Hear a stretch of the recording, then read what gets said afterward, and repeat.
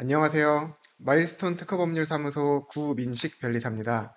오늘 창업 준비 중인 예비 창업자님의 특허 궁금증을 풀어드리려고 합니다. 네, 안녕하세요, 변리사님. 저는 대학원 동기와 같이 헬스케어 어플리케이션을 개발하고 있는 예비 창업자입니다. IP, 저희랑 관계가 있나요? 결론부터 말씀드리면 아주 많이 관계 있습니다. 많은 분들이 특허나 상표를 나중에 회사 커지면 하는 것으로 생각하시는데요.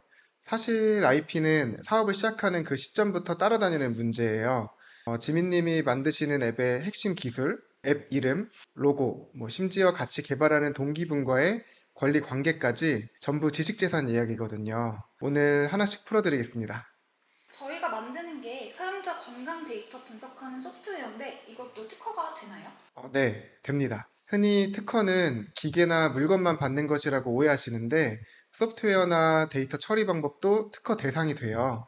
다만 단순한 아이디어나 추상적인 개념만으로는 안 되고 그걸 컴퓨터나 기기를 통해 어떻게 구현하는지라는 기술적인 알맹이가 필요합니다. 지민님 앱 경우라면 건강 데이터를 어떤 방식으로 수집하고 어떤 알고리즘으로 분석해서 결과를 내는지 그런 구체적인 방법들이 특허의 핵심이 되는 거죠. 아직 개발 단계여서 지금 당장 해야 하는 건지 모르겠어요. 오히려 지금이 가장 중요한 시점이에요. IP는 다 만들고 나서가 아니라 공개하기 전에 챙기는 게 핵심이거든요. 특허는 알려지지 않은 새로운 기술에 주는 권리라서 일단 외부에 공개되고 나면 권리 확보가 어려워집니다. 개발 과정을 개발 스타그램이라고 꾸준히 올리고 있었는데 그럼 이미 망한 건가요? 무조건 망했다고 볼 수는 없습니다.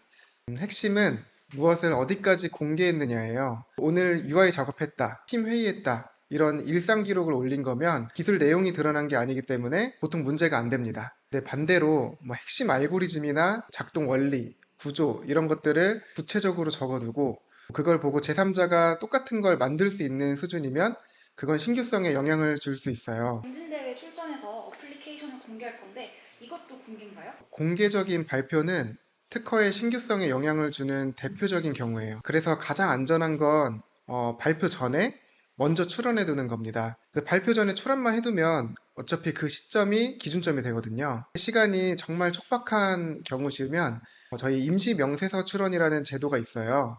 정식 서류 형식을 다 갖추지 않고 지금 가지고 계신 자료나 예를 들면 발표 자료, 논문, 연구 노트 이런 것들로 일단 출원일을 먼저 확보해 두고 정식 특허 명세서는 나중에 이제 보완하는 방식입니다. 급할 때 출원일을 빠르게 확보하는 데 굉장히 유용한 제도고요. 다만 그 자료에 담긴 내용만큼만 나중에 활용 가능하니까 핵심 기술 내용들은 최대한 빠뜨리지 않고 가능한 자세하게 담는 게 중요합니다.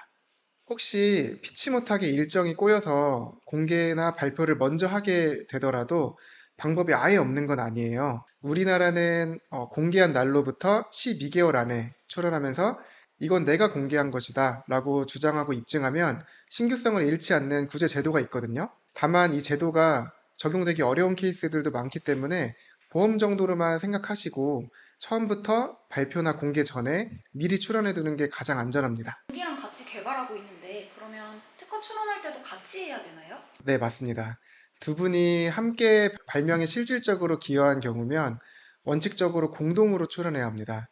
그리고 이건 정말 중요한데 공동 권리는 나중에 한쪽이 마음대로 팔거나 라이센스 계약을 제3자랑 하는 것이 불가능해요. 그래서 지분이나 역할을 두고 나중에 다투는 경우가 정말 많아요. 그래서 사업이 본격화되고 성장하기 전에 누가 이 발명이나 사업에 어떤 기여를 얼만큼 했고 그리고 나중에 그 특허권을 포함한 권리들을 어떻게 나눌지 합의 문서를 남겨두시는 걸 권장드리고 있습니다.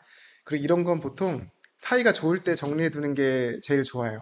특허가 있으면은 투자 받을 때도 도움이 될까요? 네, 도움이 됩니다. 투자자 입장에서 특허는 이 팀이 가진 기술이 진짜고 남이 함부로 따라할 수 없다는 일종의 증거가 되거든요. 흔히 말하는 기술 진입 장벽이요. 기술 기반 스타트업이면 투자 심사나 실사 과정에서 IP를 확인하는 경우가 많고 기업 가치를 평가할 때도 영향을 크게 줍니다. 특히 나중에 기술 특례 상장 같은 거를 고려하고 계시면 더 중요해지고요. 사업성과 함께 봐야 할 중요한 지표 중 하나라고 이해하시는 게 좋을 것 같습니다. 앱 이름이나 로고도 갑자기 걱정이 되는데요. 그쪽도 챙겨야 하나요? 네, 그거는 상표라는 별도 영역이에요. 앞서 설명드린 특허가 저희의 이제 기술을 지킨다면 상표는 뭐 이름 같은 브랜드를 지키는 권리입니다. 그리고 이게 의외로 더 급할 때가 많아요. 예를 들어 마케팅을 열심히 해서 앱 이름을 널리 알려놨는데 누가 먼저 그 이름을 상표 등록해버리면 뭐 정작 제가 못 쓰게 되는 황당한 일이 발생하거든요. 그래서 제품 이름을 정했다면 먼저 동일하거나 유사한 상표가 출원이나 등록돼 있는지 선행 상표 조사 같은 것을 미리 해보시고 그 네이밍이 사용 가능성 그리고 등록 가능성을 미리 검토해 보시는 것이 좋습니다. 그리고 가능하면 일찍 출원해두는 걸 권장드립니다. IP가 중요하다는 건 알겠어요. 저희 같은 스타트업한테는 비용 문제가 제일 걱정스러워서 물어보기가 겁나네요. 초기 창업자가 IP 비용을 줄일 수 있는 정부 지원 제도가 정말 많아요. 예비 창업 패키지, 뭐 창업 중심 대학, 초기 창업 패키지, 청년 사관학교, 뭐 IP 나래, IP 바로 지원 같은 프로그램, 뭐 지식재산 바우처, 수출 바우처 뭐 등등의 정말 출원이나 컨설팅 비용을 지원해주는 제도들이 한국에 정말 많습니다. 특히 이런 사업들은 7년 이내에 창업 초기 기업들만 누릴 수 있는 경우가 많기 때문에 초기 단계에 적극적으로 가능한 많이 지원해서 활용하시는 게 좋습니다. 변리사 상담 받으실 때 이런 지원사 활용 방법까지 같이 물어보시면 좋습니다. 오늘 상담 잘해주셔서 감사합니다. 변리사님이 스타트업 상담을 많이 하셨다고 들었는데 혹시 따로 계기가 있으신가요?